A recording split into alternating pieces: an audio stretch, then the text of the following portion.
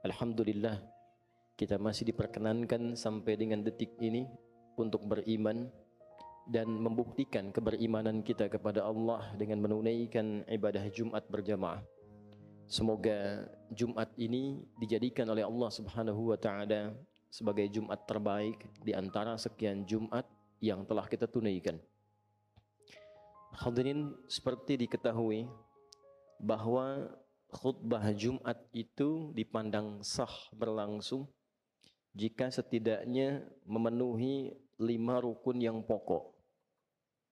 Ada satu bagian yang diperdebatkan di kalangan ulama, namun ulama sepakat dengan 5 pilar, 5 rukun yang pokok ini. Pertama adalah hamdalah, memuji Allah Subhanahu wa taala dengan mengawali khutbah.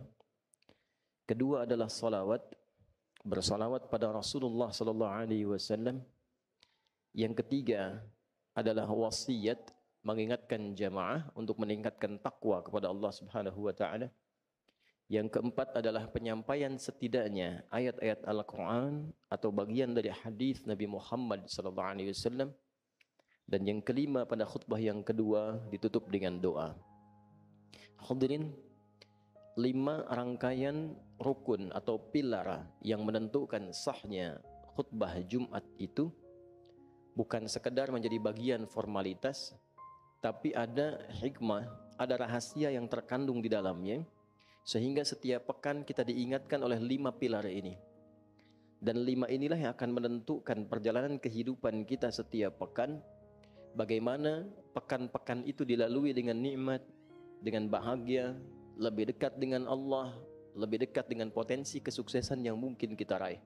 Inilah 5 pesan yang sering kali diungkapkan dalam khutbah Jumat dan diulang-ulang setiap kita datang untuk menunaikannya.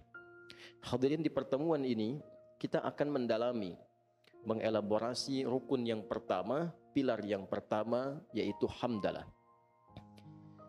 Jika kita perhatikan setiap khatib memulai khutbah Jumat, ia pasti akan berkata atau setidaknya menyampaikan syukur dan pujian kepada Allah. Alhamdulillahi Rabbil Alamin. Nahmadullah, atau segala bentuk pilihan kata lainnya yang menunjukkan pujian kepada Allah.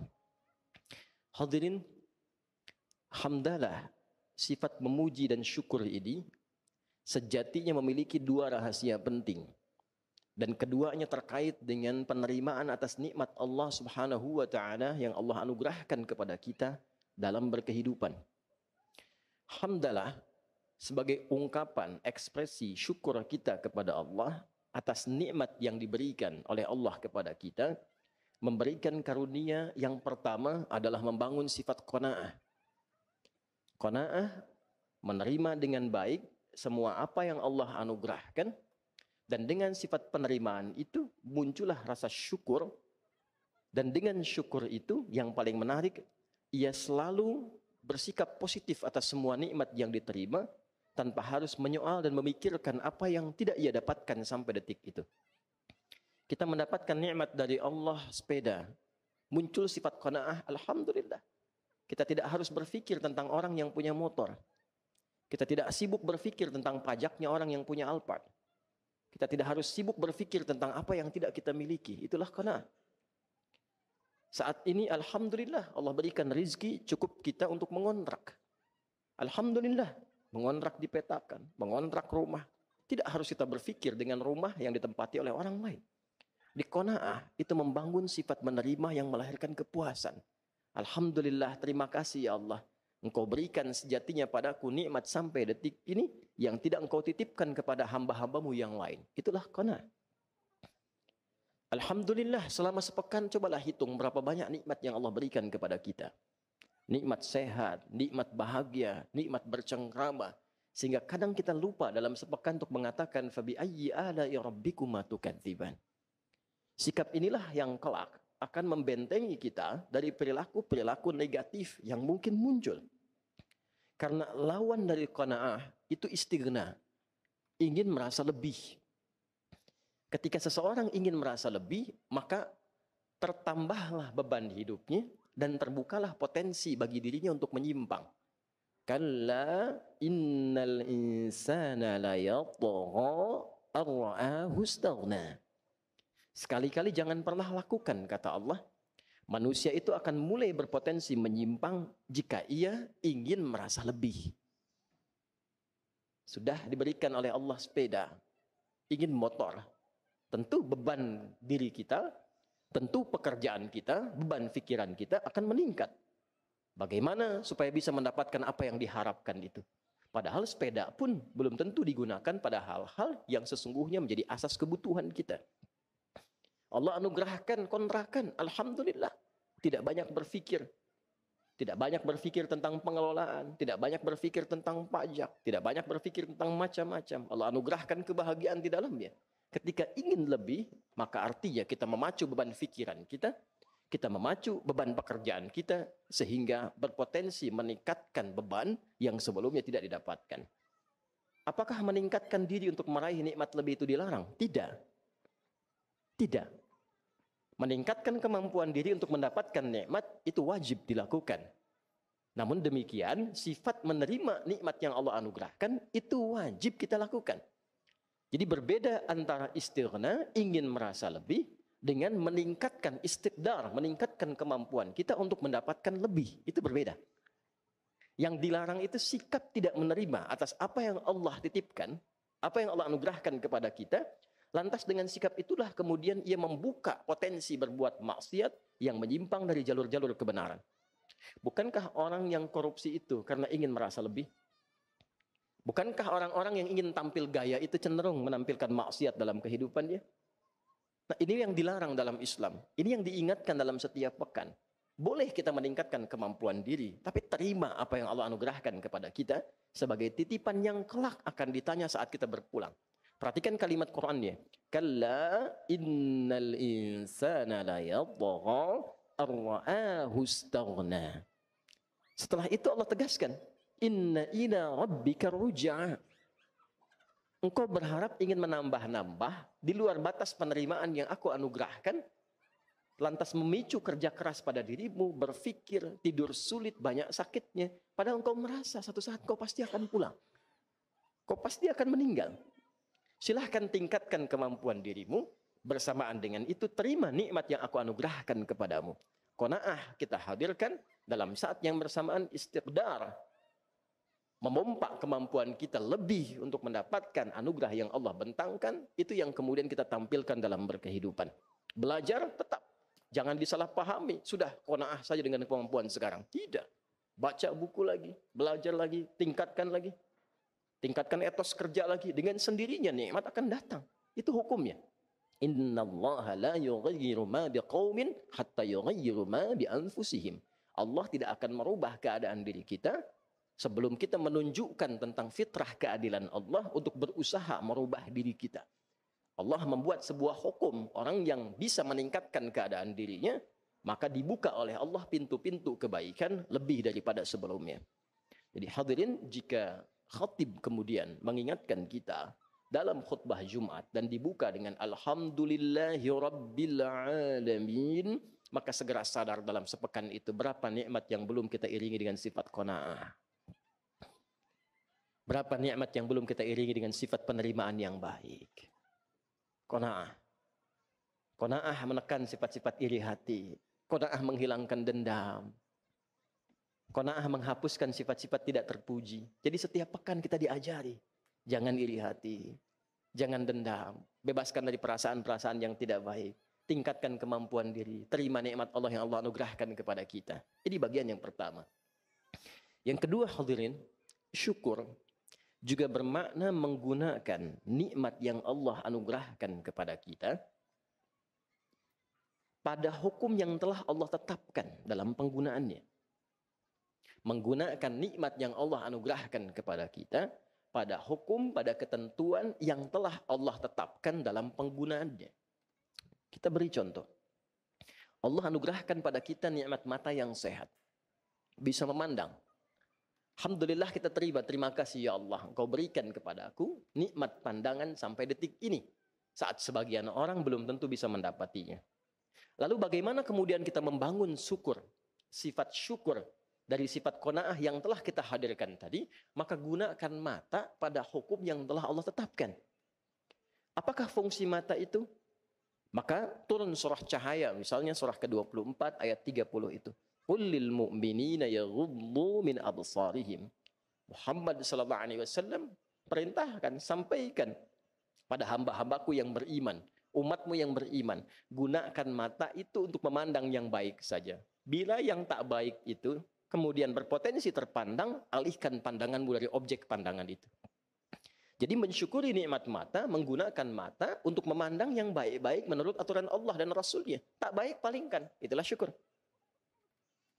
Mensyukuri nikmat lisan, menggunakan lisan pada yang baik-baik, yang Allah perintahkan. Ya ayyuhalladzina amanu, la yasraq qaumin qaum, jangan gunakan untuk mencela. La yaghtab ba'dukum ba'dha, jangan gunakan untuk saling memaki, saling mengumpat, saling gibah. Man kana yu'minu billahi wal yawmil akhir, falyaqul khairan aw liyasmut. Siapa yang merasa beriman pada Allah dan hari akhir, gunakan lisannya pada yang baik-baik saja. Berkata yang baik, tak mampu dia diam. Nah, itulah mensyukuri nikmat lisan. Sampai ke ujung kaki. Jadi kita jangan bicara dulu mensyukuri nikmat sepeda, nikmat motor, nikmat pakaian, nikmat harta. Ini dari ujung kepala sampai ujung kaki selama sepekan ini sudah disyukuri atau belum? Jangan-jangan datang Jumatan, lisannya baru digunakan untuk mencaci orang lain. Datang Jumatan, telinganya baru digunakan untuk mendengar perbuatan maksiat.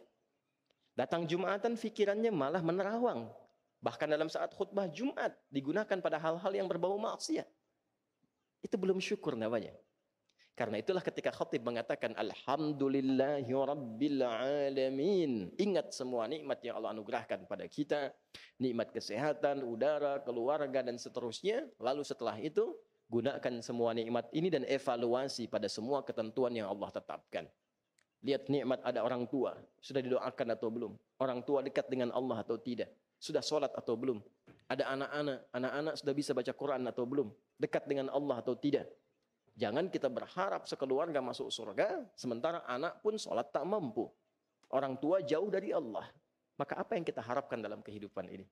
Sikap yang dapat dibangun dua hal melalui sikap syukur dalam wujud ekspresi khatib Alhamdulillahirabbil alamin.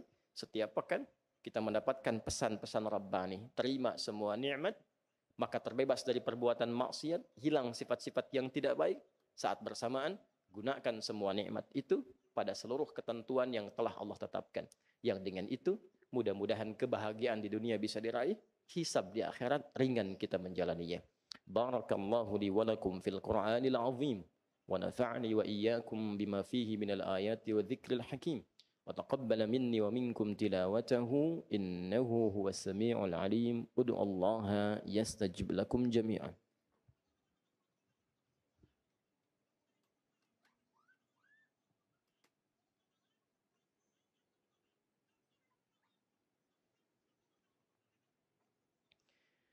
Alhamdulillah wassalatu wassalamu ala Rasulillah wa ala alihi wa sahbihi wa man walah wa ba'd. Faya ibadallah, usi nafsi wa iyyakum bitaqwallahi faqad fazal muttaqun fala tamutunna illa wa antum muslimun. Faqala ta'ala ya ayyuhalladzina amanu taqullaha haqqa tuqatih wa la tamutunna illa wa antum muslimun. Hadirin, sebelum kita berdoa pada Allah Subhanahu wa taala, perkenankan khatib mengingatkan dengan singkat bahwa dari 5 pilar rukun khutbah yang disampaikan oleh khatib, hamdalah memberikan 2 pesan utama. 1, membangun sifat qanaah, menerima nikmat yang Allah berikan kepada kita agar kita mampu menjaga diri selalu dalam kebaikan. Tidak perlu iri hati dengan jabatan orang lain. Tidak perlu iri hati dengan hadiah yang mungkin orang lain terima. Tidak perlu iri hati dengan nikmat yang orang lain dapati, tapi tingkatkan kemampuan diri kita untuk mendapatkan anugerah lebih dari apa yang kita inginkan dari Allah Subhanahu wa taala. Kedua, pergunakanlah nikmat-nikmat itu dengan baik sesuai aturan Allah, karena semua akan dihisab. Dari ujung kepala sampai ujung kaki. Mata kita dihisab, telinga kita dihisab, pakaian kita dihisab, semua yang melekat pada diri kita akan dihisab. Mari kita berdoa pada Allah Subhanahu wa taala. Mudah-mudahan doa ini mengantarkan kita pada sikap qanaah dan syukur seperti apa yang Allah inginkan, seperti apa yang Nabi sallallahu alaihi wasallam contohkan. Alhamdulillahi rabbil alamin, hamdan syakirin, hamdan na'imin. حمدا يوافي نعمه ويكافي مزيده يا ربنا لك الحمد ولك الشكر كما ينبغي لجلال وجهك الكريم ولعظيم سلطانك اللهم صل وسلم وبارك على حبيبك الكريم رسولك المصطفى الأمين سيدنا محمد وعلى آله وصحبه أجمعين اللهم يا أرحم الراحمين ارزقنا نعمة القناعة والشكر لك يا رب العالمين. Ya Allah, anugerahkan kami rizki untuk memiliki sifat qanaah dan syukur atas segala nikmat yang Kau anugerahkan kepada kami. La tada'lana fi maqamina hadha wa fi kulli maqamin dhanban illa ghafartah. Ya Allah, jangan biarkan ada dosa sedikit pun di tempat ini atau dimanapun kami berpijak kecuali Engkau gugurkan seluruh dosa-dosa itu. Wala hamman illa farajtah. Jangan biarkan ada kegelisahan tertanam kecuali Engkau telah tenangkan keadaannya. Allahumma wala asiran illa yassartah. Jangan biarkan ada kesulitan terjadi kecuali Engkau mudahkan kesulitan itu. Wala hajatan min hawaijid dunya wal akhirati fiha laka ridwan wa fiha lana salah illa qadaitaha ya arhamar rahimin. Wala maridan illa syafaitah. Ya Allah, bila ada hajat apapun yang tersembunyi, termasuk bila ada di antara hamba-Mu yang sakit, mohon sembuhkan penyakitnya, kabulkan seluruh hajatnya. Allahumma rabbana atina fid dunya hasanah وفي الآخرة حسنة وقنا عذاب النار اللهم احفظ بلادنا أندونيسيا واجعلها بلدة طيبة ترضاها Ya Allah, mohon jaga negeri kami Indonesia dan jadikan Indonesia negeri yang berkah yang Engkau ridai. Jaga kami ya Allah, jauhkan dari perpecahan, satukan dalam kebaikan. Dan jaga para ulama kami ya Allah, ikhlaskan mereka dalam berdakwah untuk mencerahkan umat dalam kebaikan. Allahumma bifadlika subhana rabbika rabbil izzati amma yasifun wa salamun alal mursalin wa akhiru da'wana سبحانك اللهم وبحمدك نشهد أن لا إله إلا أنت نستغفرك ونتوب إليك والحمد لله رب العالمين عباد الله إن الله يأمر بالعدل والإحسان وإيتاء ذي القربى وينهى عن الفحشاء والمنكر والبغي يعظكم لعلكم تذكرون ولذكر الله أكبر والله يعلم ما تصنعون أقيموا الصلاة يرحمكم الله